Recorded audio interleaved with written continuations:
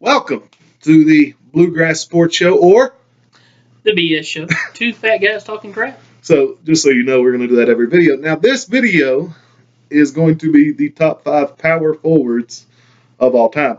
Now, one thing I do want to, and once again, I'm sorry, Carl. You say my name. I know, but I'm going to let you say it. I'm Perry.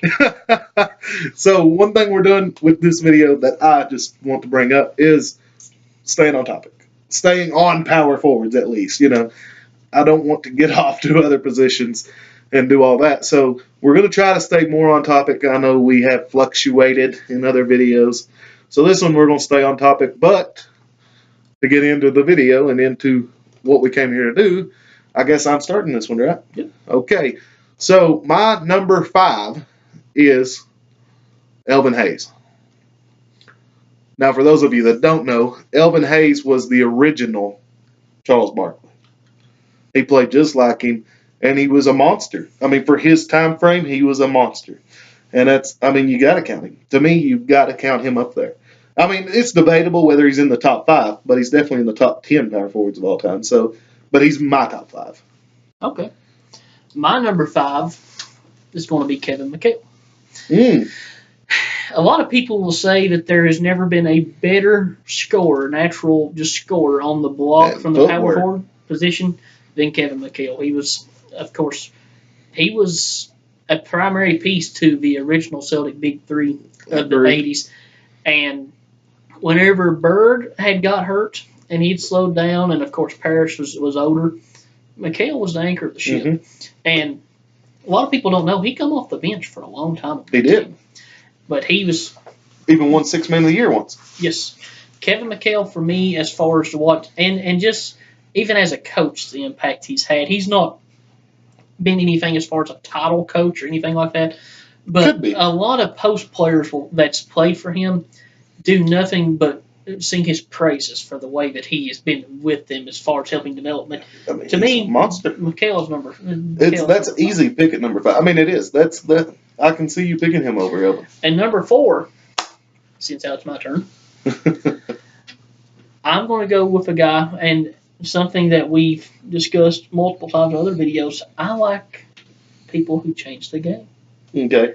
My number 4 is Dirk Nowitzki. Dirk Nowitzki is the prototype of what you see at the power forward position today. Now, a lot of power forwards today, they will but he does it better. Even today, he's still really good. I mean, he's 100 years old, and he's still out there putting up 16 points a game and has a magnificent mustache and goatee. But Dirk, he was never a great defender, but he's, for his entire career, been a massively prolific scorer. And the way that he could put the ball, not just his three-point shooting, him stretching the floor was one thing. Creating this stretch forward and making it more prominent and a lethal weapon in the league. But his size, he single-handedly destroyed the Heat in 2011 by just isolating as a 7-footer. Yep. And you couldn't stop him. Now, this is sort of off topic, but not really. Okay.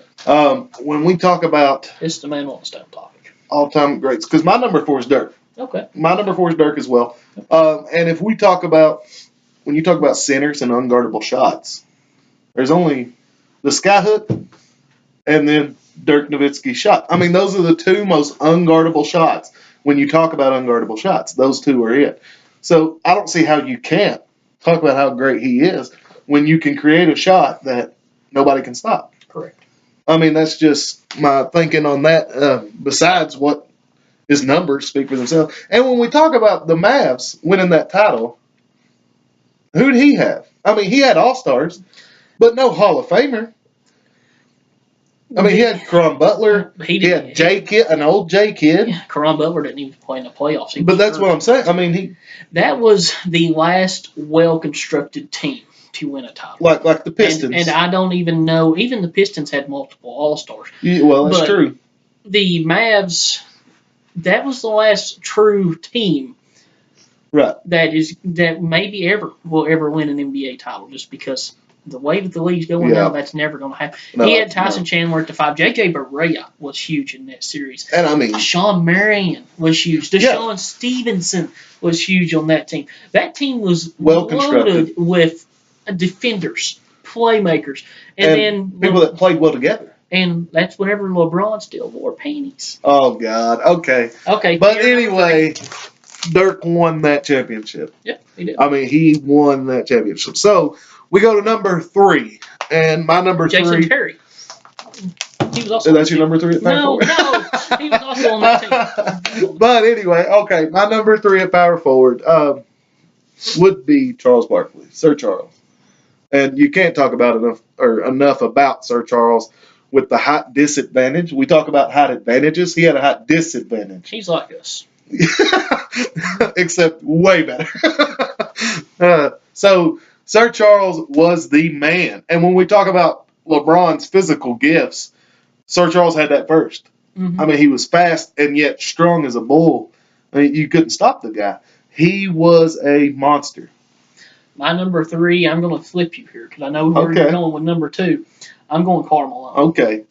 Karl Malone, second all-time leading scorer. Mm-hmm. Like Kareem, he played 100,000 years. He did. And did really good for 100,000 years, too. Really Karl Malone, to me, he was never a great defender. He was a decent defender. He was a good rebounder. To me, what sets him apart from Barkley, and I'll go ahead and say Barkley's my number 2. What sets him apart from Barkley and why I dropped him to number 3 is just he went to 2 straight finals, but Barkley was better. Barkley did everything that you could ask for from a player. Michael Jordan said Charles Barkley was the greatest player he ever played against. He never said that about Karl Malone, and he played Karl Malone twice for a championship. So that's why I've got Malone at number 3. Charles Barkley. Mm-hmm. I mean, I can see that argument. People say the same thing about Allen Iverson. Pound for pound, people have called Barkley the greatest player to ever play the game. Just because of what he provided at his position with his size. Right. Being But big old women in San Antonio. he could rebound like Rodman, which Rodman also undersized. But he could score, and he could do it everywhere. He was not. I don't know if he was as good of a rebounder as Rodman. Well, probably not. But I said he could rebound like Rodman. But Rodman could only do one thing, and that was rebound the ball. Well, he's a great defender too. But he just pissed you off. But anyway, he's a worm. Go ahead. They called him the worm. Go ahead. But with Barkley, and he was a precursor to guys like Dirk, who could play the 4 spot, but could also, and Sean Kemp was similar like this, but not near the talent. You could take the ball, he could take the ball off the rebound and push it himself. Mm-hmm. Coast to coast. Yep, that's why I have Barkley at 2 over Malone. So go ahead and tell me why you have Malone over Barkley. Well, I mean, it's you don't have to argue that case because both are, they're both right there. You can see flipping them two. I mean, so I don't have to make that argument. But when you talk about Karl Malone, yes, the big knock is he didn't win a championship, and him and Gary Payton even went to the Lakers that year to win a championship and still didn't get it done. So that is a knock. But when you think of who he had to face, I mean, he had to face Charles Barkley didn't win a championship either. So he had to face that buzzsaw that is Michael Jordan and the Bulls. And they were a better team. I mean, that Suns team was low. I don't care about the Jordan hype. He won championships. No, he didn't. The Bulls won championships. But that team, the Bulls teams, were better than the Jazz. I disagree, but we'll discuss that somewhere else. Yeah. I completely disagree with that. I don't. But when we talk about Karl Malone, I'm not using that as a you knock. said the Jazz. I'm sorry. I thought you said the Suns. No. Yeah, Jazz. those Bulls teams were better than the Jazz. Yes. So when I see that Karl Malone hasn't won a championship, even though he went to 2 against Jordan, and I would say that Gary Payton and Karl Malone is the reason, primarily, why the Lakers didn't beat the Pistons. But that's my opinion. Maybe. But, I mean, you get what I'm saying, though. I mean, he left the team to go win a championship and still didn't win a championship. You know what I mean? But I'm not counting that against him either because he was like 40. So, but if we're saying those Jazz teams versus the Bulls, he had the weaker team. So the fact that he didn't win doesn't affect my opinion of him. You know what I mean? And I mean, just like Barkley, he didn't win a championship either, and he's still one of the greatest of all time, right up there with Karl Malone. But I just love Karl Malone. The pick and roll offense they were maestros at it, him and Stockton. Okay, I'm tired of talking about Karl Malone. It's time to talk about Old Man Riverwalk. Tell me number one. I know who your number one is. Okay, my number one is obvious at this point. Has Timmy. to be. Timmy. And that's the Big Dumb Demental. So What? No, sorry. I stole that from Shaq on Shackton. He called him the Big Dumb Demental. But anyway, the Big Fundamental, he was phenomenal. Every year he played the game. Even his last years was still, we talked about D-Wade. Even though his numbers declined quite a bit, you could still see putting him in the All-Star game. That's how good he was. He was a lesser Kareem when we talk about longevity. My favorite basketball player of all time is Shaquille O'Neal. Second on that list is Tim Duncan. He's the man. I absolutely love Tim Duncan. And my father used to say the most stressful times of his life growing up was whenever the Road Warriors and the Horsemen feuded in the 80s, because that was his teams.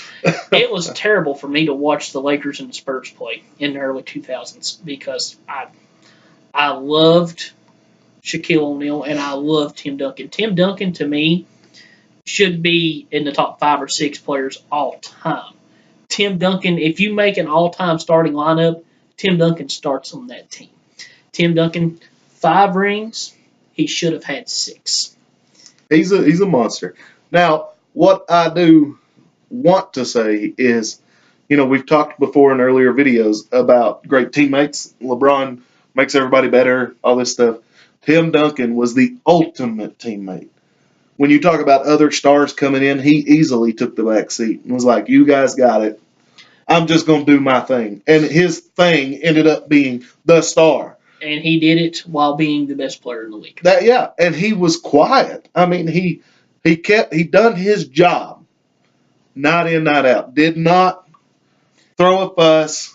Oh, he fussed whenever he got called for a foul. If you go by his facial expressions, he never committed a foul in his entire career.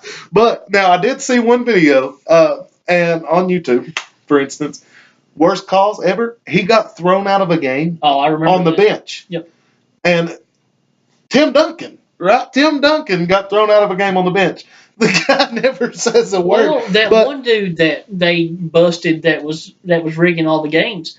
They had that big, huge scandal. Yeah. And he was fixing games and stuff. He had this massive beef with Duncan. And there was so much of the Spurs stuff that was thrown, and it was related back to some type of issue he had with Duncan. I don't remember the direct details, so don't quote me on anything, but that was related to him and Duncan. But that's what I'm saying. I mean, it's just crazy to me to think that Tim Duncan was thrown out of a game.